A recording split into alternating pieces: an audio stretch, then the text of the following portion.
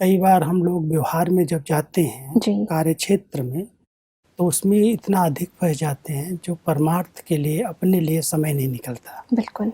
परमात्मा हम सबको बैलेंस से चलना सिखाते हैं। जी। बैलेंस एक बहुत बड़ी कला है। हुँ, अगर बैलेंस से कोई चलता है तो बहुत ब्लिसफुल, आनंदमय जीवन बन जाती है। हुँ, इसलिए परमात्मा कहते हैं जैसे व्यवहार में आप लोग जाते हो, शरीर निर्वाह के लिए कर्म करना है, व्यवहार में आना है, जी, ये तो फ़र्ज़ है, करना ही चाहिए। जी, लेकिन इतना न फँस जाओ जो अपनी आत्म उन्नति के लिए, अपने लिए स्वचिंतन के लिए समय ही न मिले। हुँ, कोई सवेरे से लेकर रात तक 12 घंटा, 14 घंटा सिर्फ़ सेवा में, शरीर निर्वाह के काम में लगे रहते हैं बिल्कुल। और फिर थक जाते हैं, सो जाते हैं, ना अमृत वेला योग कर पाते हैं, ना अपने लिए कोई ज्ञान का अध्ययन कर सकते हैं, ना चिंतन कर सकते हैं, ना थोड़ा देर मन को एकाग्र कर सकते हैं।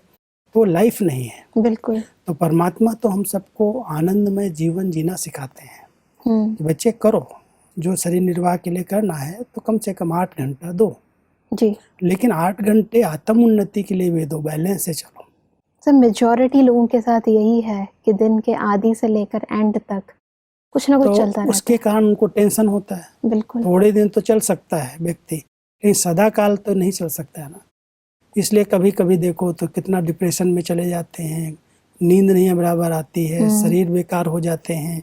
जो ज़्यादा व्यस्त हो जाते हैं उनको कई प्रकार की प्रॉब्लम्स आ जाती हैं। हाँ जी। इसलिए ज़रूरी है, करो, शरीर निर्वाह के लिए कर्म करना चाहिए, लेकिन आत्म उन्नति के लिए, आत्मा को सशक्त बनाने के लिए कुछ समय तो देना ही चाहिए। बिल्कुल। तो मान लो कोई कार्य हम करने जा रहे हैं, हुँ, तो 10 मिनट भी अगर हम मन को एकाग्र करके परमात्मा में टिका लेते हैं, फिर हुँ, 1 घंटा कर्म करो।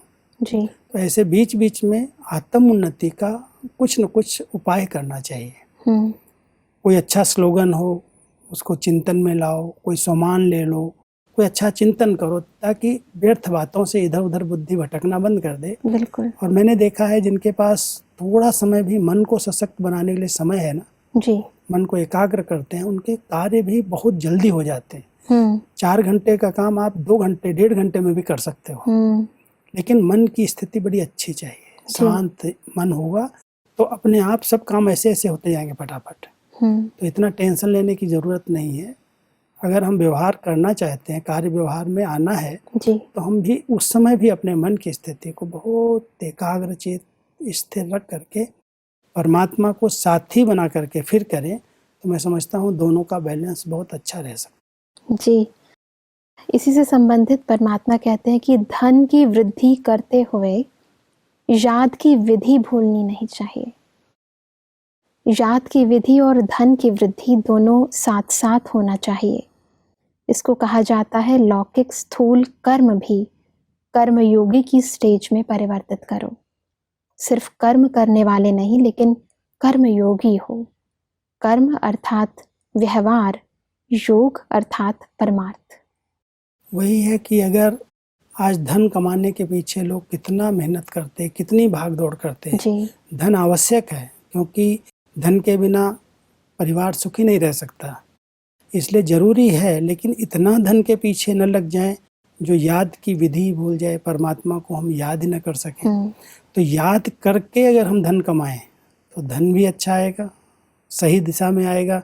आजकल कहते हैं काला धन, 2 बिल्कुल, नंबर वाला धन लोगों के पास आता है। जी, अगर कोई ऐसा-वैसा धन कमा के लाता है, हुँ, उसे अपने परिवार को चलाता है, तो वो धन सुख नहीं देता और ये टेंशन पैदा कर देता है। हुँ, तो ऐसा धन कमाया हुआ, जो घर को अशांत कर दे, मन को अशांत कर दे, परिवार में टकराव पैदा कर दे, ऐसा धन किस काम का? बिल्कुल, इसलिए सीमित हो, कोई भ्रष्ट कर्मों से कमाया हुआ न हो, हुँ, तो वो धन घर को सुखी बना देता है। तो जी, परमात्मा हमको धन कमाने की भी विधि सिखाते हैं।